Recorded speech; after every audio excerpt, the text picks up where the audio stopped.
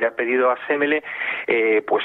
Semele desaparece fulminada, cae fulminada por la plenitud de Zeus, el dios del rayo y del trueno. De esas cenizas de Semele queda todavía latente, por así decirlo, el feto del Dionisos fecundado, que es implantado en el muslo de Zeus, y es ahí donde el feto pues llega a término y vuelve a nacer finalmente. Por eso se habla de Dionisos el nacido dos veces. Por tanto, estamos ante un ciclo de muerte, de resurrección o de revivificación, por así decirlo. Si a esto todavía incorporamos que más tarde Dionisos descenderá a los infiernos a rescatar a su esposa, a su madre, la mortal Semele, y subirá con ella al Olimpo, convirtiéndola en diosas, pues ya tenemos, por tanto, un mensaje claro de muerte, de resurrección, de descenso al mundo de los muertos, al mundo infernal, y de retorno al mundo de los vivos, y de triunfo, por tanto, sobre la muerte. Esa sería quizá la otra analogía más clara con el mensaje cristiano. ¿Hay un recuento de cuántos seguidores de Baco pudieron ser represaliados? La única cifra que nos da Livio, y es absolutamente estimada, es la de más de 7.000 seguidores que había en Roma en aquel momento. Lo que ocurre es que vuelve a aparecer otra cifra de 7.000 en el relato de las persecuciones que en los años siguientes se siguieron sosteniendo en el sur de Italia, fundamentalmente. Hay 3 alusiones diferentes a 3 momentos distintos en los 5 años sucesivos al 186, que indicarían, por tanto, que que el culto a Baco estaba sólidamente afianzado en el sur de Italia, y que por tanto la persecución fue sistemática por parte de las autoridades romanas. Lo que no sabemos cuántos de estos son los que realmente fueron ejecutados, ni tampoco sabemos cómo era la composición en cuanto a hombres o mujeres. Inicialmente se suele decir por parte de Livio que eran ellas quienes nutrían fundamentalmente los grupos, y se pone el énfasis tanto en la autoría, digamos, de la derivación maléfica de la secta, como en las ejecuciones posteriores. Hay algo que queda de una manera muy intensa grabado en la conciencia de quien lee el relato de Livio, que es como esas mujeres van a ser ejecutadas en silencio, en el secreto de los muros de las casas, de sus casas, por sus propios padres, progenitores o tutores legales, en definitiva. Uh-huh. ¿Livio era un exagerado? ¿Podríamos hablar de un caso de posverdad de la época, con exageraciones, medias verdades, mentiras completas? Livio es bastante fiable, porque él mismo cuestiona muchas veces las fuentes. Él, en este caso, por ejemplo, supuestamente lo que hace es reproducir el discurso que habría pronunciado Espurio Postumio Albino ante el pueblo romano, para promover precisamente o dar a conocer ya las medidas que se acaban de adoptar en el propio Senado a puerta cerrada para promover la persecución. Entonces Livio de algún modo contrasta la información en la medida que puede. Lo que ocurre es que esa información, por supuesto, que él tiene disponible, es una información probablemente tendenciosa, que deriva bien de la información oficial, y en este caso la información oficial estaba claramente posicionado del lado del decreto de decretar la persecución, y por tanto promover el ajusticiamiento de los seguidores que hubieran incurrido, digamos, en faltas graves. Y por otro lado, pues en el caso de Livio, las otras fuentes que maneja quizá tengan que ver con alguna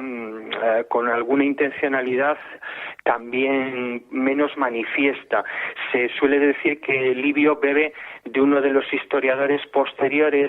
un poco posteriores al suceso del decreto de persecución de las bacanales, que precisamente pertenecía a la misma familia del cónsul que decretó la persecución.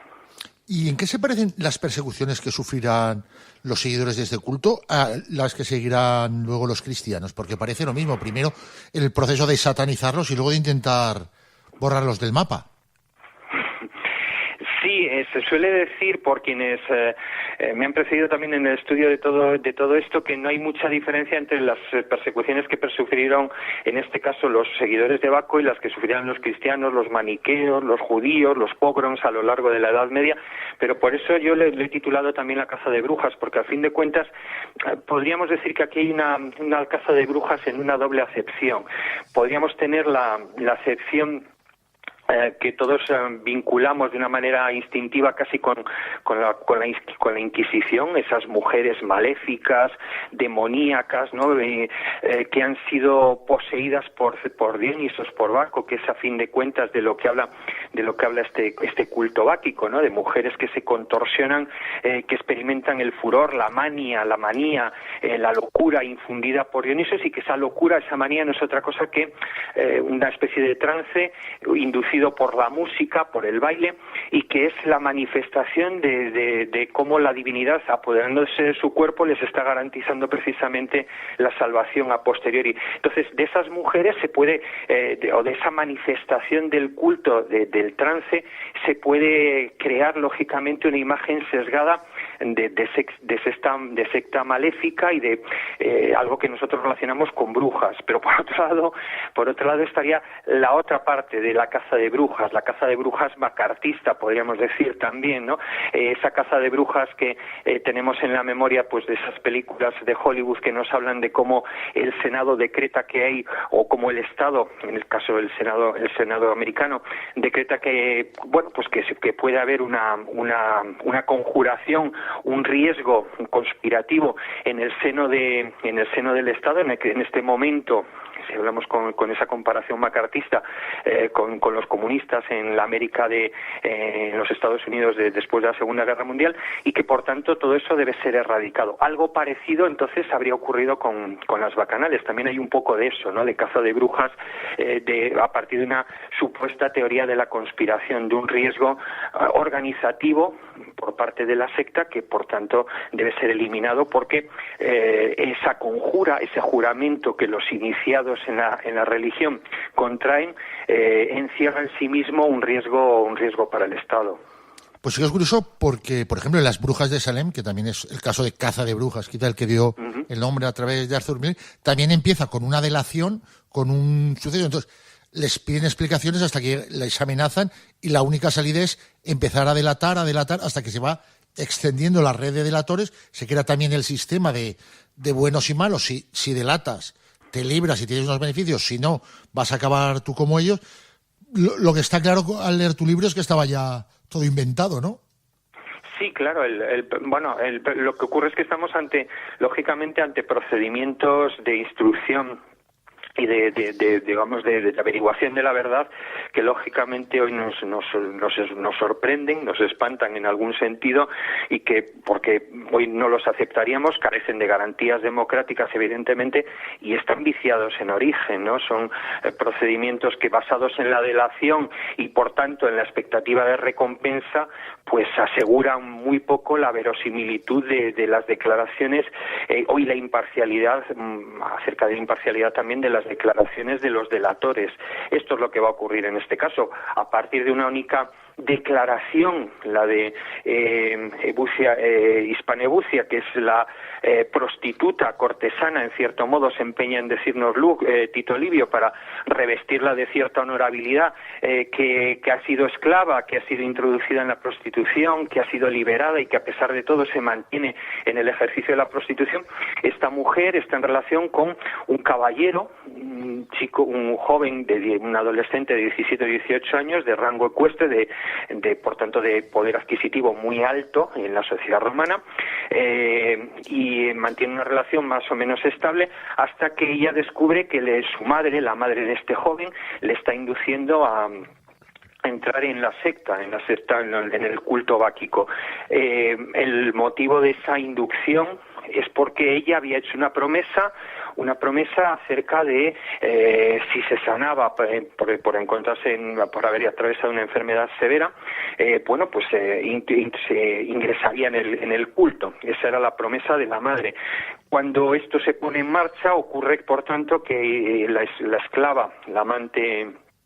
amante cortesana, lo que indica es que probablemente estén intentando introducirlo en la secta para echarlo a perder socialmente y de ese modo no responder de la malversación de la hacienda o de la herencia que el joven debiera pasar a administrar en el momento que llegara a su mayoría de edad. Este es el origen el casus belli, el origen de toda la persecución de las bacanales. Sobre la declaración de Hispania Ebucia, de esta persona que tiene una credibilidad social muy limitada, es sobre la que pivota la denuncia por parte del cónsul en el Senado romano para hacer creer que esta mujer, que conoce los entresijos de la secta, pues puede acreditar, por tanto, que están produciéndose crímenes, incestos, relaciones sexuales colectivas, etcétera. Es decir, que todo está echado a perder en el interior de esa secta, y es así como se promueve pues la persecución de las bacanales. Por tanto, verosimilitud, imparcialidad, etcétera, son bastante cuestionables en este caso. ¿Tuvo éxito este régimen de delaciones, recompensas a los denunciantes? ¿Se cambió una crisis social por otra que estaba promovida por las instituciones romanas? Sí tuvo éxito desde el punto de vista del poder político total, absoluto, porque pone en marcha el proceso de persecución, se desencadena de manera masiva las bacanales, las persecuciones se desarrollan en los 5 años posteriores de una manera constante en el sur de Italia, y eso lo que va a permitir desde el punto de vista del